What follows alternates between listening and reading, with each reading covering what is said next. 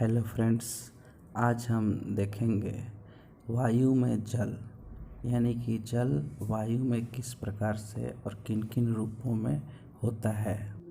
अब मैं कुछ आप लोगों को पारिभाषिक शब्द बताऊंगा और उसका अर्थ भी। जैसे उष्णांक। उष्णांक वह तापमान है जिस पर वायु संतृप्त हो जाती है, मतलब वायु में जल ग्रहण करने की क्षमता पूरी हो जाती है, ख़त्म हो जाती है। यह तापमान 0 डिग्री से कुछ अधिक होता है। अगला पारिभाषिक शब्द है ओस। बादल रहित आकाश, ठंडी रात, गर्म एवं आर्द्र वायु का शीतल होना, अतिरिक्त वायु का जल की नन्ही बूंदों के रूप में संघनित होना, सतह के रूप में चट्टान, पेड़ पौधों की पत्तियां, घास, ओस के समय तापमान 0 डिग्री से थोड़ा अधिक होता है। इसे अंग्रेजी में ड्यू कहते हैं। अगला शब्द है पाला, फॉर्स्ट। उष्णांक का हिमांक से नीचे हो जाना। उष्णांक का मतलब है जब वायु संतृप्त हो जाती है और उस समय तापमान 0 डिग्री से नीचे आ जाता है तो ओस जम जाती है और इसी को पाला कहते हैं। अगला शब्द है वर्षा या वर्षण, प्रेसिपिटेशन। आर्द्र वायु का ऊपर उठना, ऊपर उठने के बाद इसका ठंडा होना, फिर संतृप्त होना, बूंदों का बनना और बूंद से बूंद मिलकर बड़ी बूंद बनना, और वह बड़ी बूंद गुरुत्वाकर्षण के कारण नीचे की ओर गिरने लगता है, वायु में रुक नहीं सकता। इसको वर्षा कहते हैं। अगला शब्द है फुहार। अंग्रेजी में इसको ड्रिजल कहते हैं। जब वायु शांत रहती है तो वर्षा छोटी छोटी बूंदों के रूप में होती है, जिसे हम लोग फुहार कहते हैं। वर्षा के कई प्रकार होते हैं, जैसे पर्वतकृत वर्षा, संवहनीय वर्षा और चक्रवातीय वर्षा।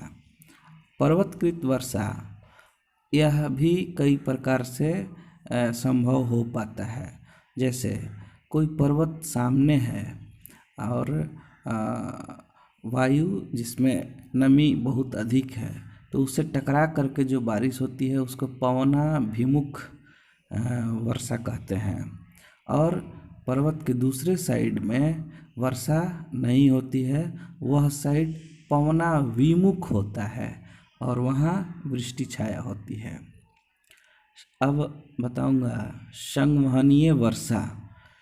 संवहनीय वर्षा अधिकांशतः विषुवतीय भागों में होती है, जहाँ दिन के समय सूर्य बिल्कुल ऊपर होता है, सर के ऊपर होता है और वहाँ उसके कारण वाष्प बनता है और वाष्प दोपहर के बाद लगभग 2 बजे के बाद बहुत बारिश होती है और यह प्रतिदिन होती है। नेक्स्ट है चक्रवातीय वर्षा। यह चक्रवातीय वर्षा अधिकांशतः मध्य अक्षांशीय भागों में होता है। अब हम अगले शब्द की बात करेंगे हिमपात, स्नोफॉल। संघनन की प्रक्रिया जब हिमांक के थोड़ा नीचे होता है, हिमांक का मतलब 0 डिग्री, जब संघनन की प्रक्रिया 0 डिग्री से नीचे होता है तो हिमकण बनने लगते हैं और यही हिमकण कई कण मिलकर बड़े हो जाते हैं और इनको हिमतूल कहते हैं और उसके बाद यह नीचे की तरफ गिरने लगते हैं। इसको हिमपात कहा जाता है। अगला शब्द है ओला, हेलस्टोन। शक्तिशाली वायु धाराएं जब चलती हैं तो वर्षा की बूंदें बहुत अधिक ऊंचाई पर चली जाती हैं और जहाँ एकदम कम तापमान होता है, मतलब अत्यधिक कम तापमान 0 डिग्री से काफ़ी नीचे, तो इसमें क्या होता है, वर्षा की बूंदें जम जाती हैं और लगातार पानी की परतें चढ़ने के कारण वह बड़ी होती जाती हैं, ऊंचाई पर अधिक चली जाती है और जमी हुई बूंदों का इस प्रक्रिया से काफ़ी बड़ा होना ओला के रूप में वृष्टि होती है।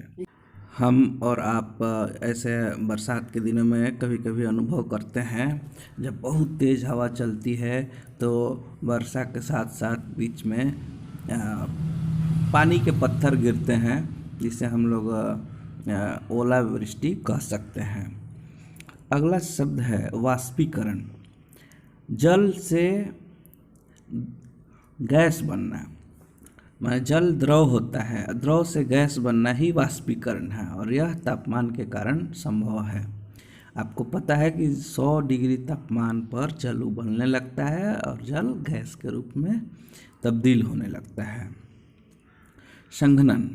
संघनन एक प्रक्रिया है जिसमें गैस से द्रव बनता है।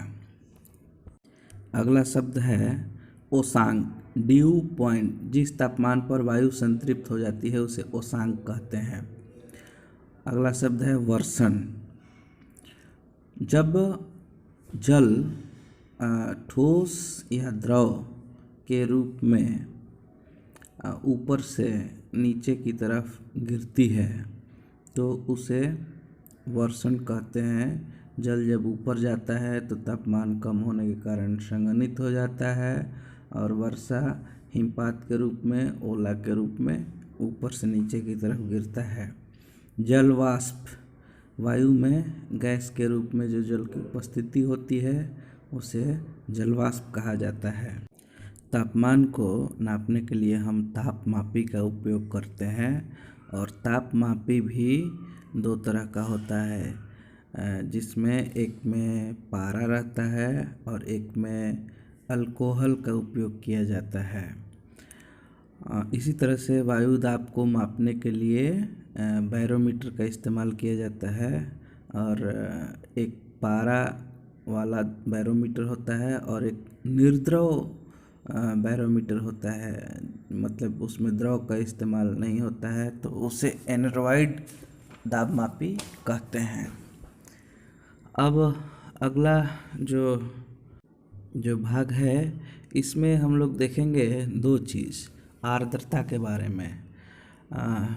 निरपेक्ष आर्द्रता, अपेक्षिक आर्द्रता।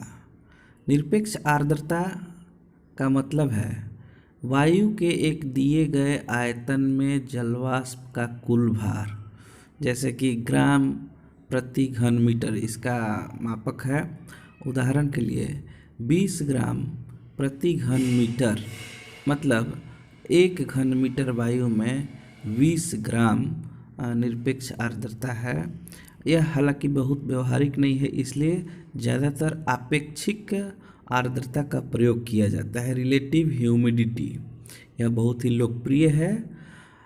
इसका मतलब है वायु के निश्चित तापमान पर उसके आर्द्रता धारण करने की क्षमता और उसमें विद्यमान आर्द्रता का अनुपात होता है।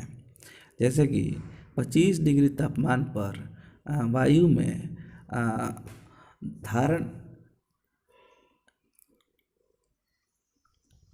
आर्द्रता धारण करने की क्षमता 20 ग्राम है, लेकिन उस समय सिर्फ 5 ग्राम उपस्थित है, तो कुल मिलाकर 25% आर्द्रता उपस्थित है। यही रिलेटिव ह्यूमिडिटी है। तापमापी दो प्रकार का होता है, दो पठन सेल्सियस में और फ़ारेनहाइट में होता है। 24 घंटे में अधिकतम और न्यूनतम तापमापी जो मापता है उसे 6 तापमापी कहते हैं। धन्यवाद।